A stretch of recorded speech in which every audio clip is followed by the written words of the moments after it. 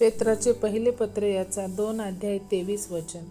त्याची निंदा होत असता त्याने उलट निंदा केली नाही, दुःख भोगत असता त्याने धमकावले नाही, तर यथार्थ न्याय करणाऱ्याकडे स्वतःला सोपवून दिले. येस आमेन. जय ख्रिस्त सर्वांना. कशी आहे माझी यूट्यूब फॅमिली? मी आशा करते तुम्ही सर्वजण सुरक्षित आणि आशीर्वादित असाल येशू मसीहाच्या सामर्थ्य नावामध्ये. व माझ्या बहीण भावांनो, आजच्या सुंदर दिवसासाठी परमेश्वराने आपल्याला किती अद्भुत वचन दिलेलं आहे की परमेश्वराचं वचन आपल्याला काय सांगत आहे की जेव्हा येशू ख्रिस्ताला क्रूस खांबावरती लटकवण्यात आलं, टांगण्यात आलं, तेव्हा परमेश्वराने काय केलं, तिथे जेव्हा लोक येशू ख्रिस्ताची ही निंदा करत होते, काय म्हणत होते की तू जर खरंच देवाचा पुत्र असशील तर काय स्वतःला वाचव, स्वतःला ह्या त्रासातनं बाहेर काढ. आणि बऱ्याच गोष्टीचा त्रास येशू ख्रिस्ताला या लोकांनी दिला. हो प्रियांनो, त्यांचे कपडे सुद्धा अंगावरचे काढून घेण्यात आले, त्यांच्या डोक्यावरती काट्याचा मुकुट घालण्यात आला, त्यांच्या हातापायाला खिळे सुद्धा ठोकण्यात आले. हो, खूप हाल अपेष्ट असं मरण येशू ख्रिस्ताला हे क्रूस खांबावरती आपल्यासाठी, मग आपण या जगिक लोकांच्या मनुष्य जातीच्या पापासाठी घ्यावं लागलेलं आहे. तर तेव्हा जेव्हा परमेश्वराची येशू ख्रिस्ताची तिथे लोक काय निंदा करत होते, तर येशू ख्रिस्ताने त्यांना उलटून काय उत्तर दिले नाही. त्यांना उलटून त्यांनी त्यांची काय निंदासुद्धा केली नाही. दुःख भोगत असता त्याने धमकावले नाही. होय, जेव्हा लोक मजाक उडवत होते, हसत होते, अक्षरशः प्रभू येशू ख्रिस्ताच्या चेहऱ्यावरती, तोंडावरती लोकांनी थुंकलं सुद्धा प्रियांनो. हो, तरी परमेश्वराने त्यांना कसलंच एक शब्दाने धमकावलं नाही किंवा त्यांना उलट बोलले नाही किंवा उत्तरही दिलं नाही. तर स्वतःचा न्याय व्हावा म्हणून काय केलं त्यांनी की यथार्थ न्याय करणाऱ्याकडे स्वतःला सोपवून दिले. म्हणजेच काय, स्वतःला पित्याकडे सोपवून दिलं त्यांनी, की स्वतःचा आत्मा जो आहे तो पित्याच्या स्वाधीन केलेला आहे. प्रियांनो, तर परमेश्वराचं हे बलिदान खूप मोठं आणि महान आहे. आपण ह्या बलिदानाची कल्पनासुद्धा करू शकत नाही. होय, तर आपण ह्या बलिदानाला नेहमी जाणलं पाहिजे, नेहमी आपल्या हृदयामध्ये हे कोरून ठेवलं पाहिजे प्रियांनो, की येशू ख्रिस्त हा आपल्या पापासाठी क्रूस खांबावरती मरण भोगलेला आहे, बलिदान दिलेलं आहे. आणि परमेश्वर हा किती महान होतं सांगा. आज आपण जगिक जीवन जगत असताना पाहतो की एखाद्या व्यक्तीने आपल्याला एखादा शब्द जरी बोलला तरी आपण त्याला उलटून 10 शब्द बोलतो. पण परमेश्वराने असं केलं का? नाही. येशू ख्रिस्ताने निंदा करणाऱ्याला सुद्धा माफीच केलेली आहे. होय, त्यांना काही बोललं तरी त्यांनी माफीच केली आहे.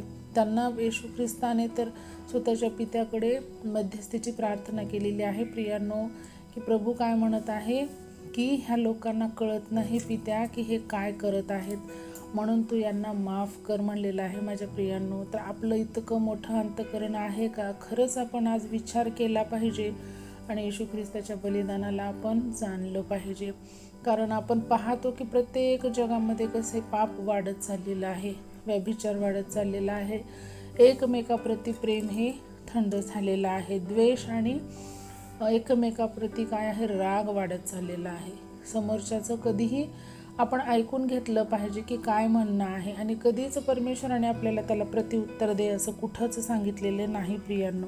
त्यामुळे आपण काय केलं पाहिजे की आपण वचनाचं पालन करून त्याच्यावरती चालण्याचा प्रयत्न केला पाहिजे. आणि आपला यथार्थ न्याय हा परमेश्वर पिता यहोवा करणार आहे, तर आपण सर्व गोष्टी त्याच्याकडे सोपवून दिल्या पाहिजेत.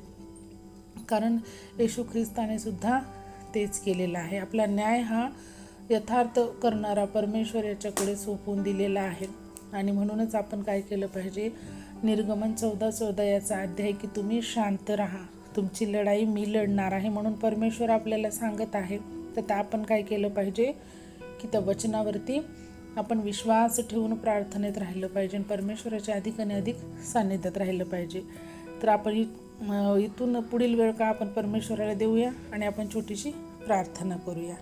Hallelujah, hallelujah, hallelujah. धन्यवाद, धन्यवाद, धन्यवाद. आकाश पृथ्वीचे निर्माण करते बाप्पा, आम्ही येशू मसीहाच्या सामर्थ्य नावाने तुझ्या चरणी येतो माझ्या राज्या. हो परमेश्वरा, हा सुंदरसा दिवस आमच्या जीवनात जोडलास बाप्पा, त्याबद्दल तुला कोटी कोटी धन्यवाद देते माझ्या राजा. हे वचन अद्भुत आमच्या जीवनात पेरलंस बाप्पा, त्याबद्दलही तुला धन्यवाद देते माझ्या राजा. आज कित्येक लोक हे दिवस ही वेळ नाही पाहू शकले माझ्या राजा, पण तुझा एवढा अनुग्रह, तुझी एवढी कृपा आमच्यावरती आहे की आज तू आम्हाला या जिवंताच्या भूमीमध्ये ठेवलं आहेस माझ्या राजा, त्याबद्दलही तुला कोटी कोटी धन्यवाद देते माझ्या राजा. किती अद्भुत वचन दिले आहेस माझ्या परमेश्वरा, की जेव्हा येशू ख्रिस्ताला क्रूस खांबावरती लटकवण्यात आलं तेव्हा येशू ख्रिस्ताची खूप निंदा झाली, खूप अपमान झाला, खूप त्रास त्यांना भोगावा लागला, तरी त्यांनी निंदा करणाऱ्याला कधीच उलट उत्तर दिलं नाही, त्यांची निंदा केली नाही. होय माझ्या राजा, तसंच तू आम्हाला शक्ती सामर्थ्य दे माझ्या परमेश्वरा. हो बापा, कधीही प्रभू येशूने कोणाला उलट उत्तर दिलेलं नाही माझ्या राजा. इतका त्रास होऊन सुद्धा त्याने पाप्यांसाठी सर्व क्षमा याचनाच मागितली आहे माझ्या राजा. हो परमेश्वरा, तुझ्याकडे मध्यस्थी करूनच त्यांनी प्रार्थनापूर्वक त्यांचं बलिदान दिलेलं आहे माझ्या राजा. हो दे बापा, त्यांच्या बलिदानाला आम्ही सदा सर्वदा आमच्या हृदयामध्ये ग्रहण करून राहावं माझ्या राजा. आणि जीवन जगत असताना परमेश्वरा, पावलं पावली आमचा अपमान होत असतो माझ्या राजा, त्रास दिला जातो माझ्या परमेश्वरा, त्या सर्वांचा ताबा तू घे माझ्या राजा. इथे मी निर्गमन 14:14 हे वचन घोषित करते माझ्या राजा, कारण तू म्हणलेला आहेस की तुम्ही शांत राहा. हो माझ्या राजा, असे जे त्रासात माझे बहीण भाऊ आहेत परमेश्वरा, जे लोकांकडून छळले जात आहेत माझ्या राजा, जे ख्रिस्ती लोकांचा छळ होत आहे परमेश्वरा, त्यांना तू सहाय्यता आणि मदत कर माझ्या राजा.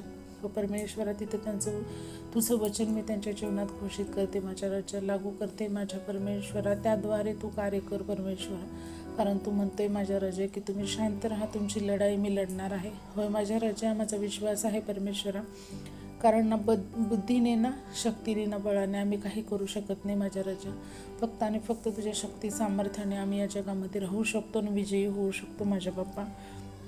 जे कोणी आज माझे बहीण भाऊ खचले आहेत, मनाने त्रासात आहेत, त्यांच्यापर्यंत हे वचन पोहोचू दे माझ्या राजा. त्यांना धीर शक्ती सामर्थ्य मिळू दे माझ्या राजा. व परमेश्वरा, तू असं केलंच म्हणून तुला कोटी कोटी धन्यवाद देते माझ्या परमेश्वरा. इथून पुढील वेळ काळ आम्हा सर्वांचं जीवन मी तुझ्या हाती सोपवते माझ्या राजा. ही छोटीशी प्रार्थना धन्यता आणणाऱ्या प्रभू येशू ख्रिस्ताच्या प्रिय आणि गोड नावात केली म्हणाय का पित्या. आमेन. Praise the lord. शालोम. प्रभू येशू मसीहची शांती तुम्हा आम्हा सर्वांसोबत युगानुयुग असो. प्रभू येशूच्या दुसऱ्या आगमनापर्यंत परत भेटूया अशाच एका अद्भुत वचनासोबत. तोपर्यंत सर्वांना जय ख्रिस्ट. शालोम. God bless you all and thank you so much.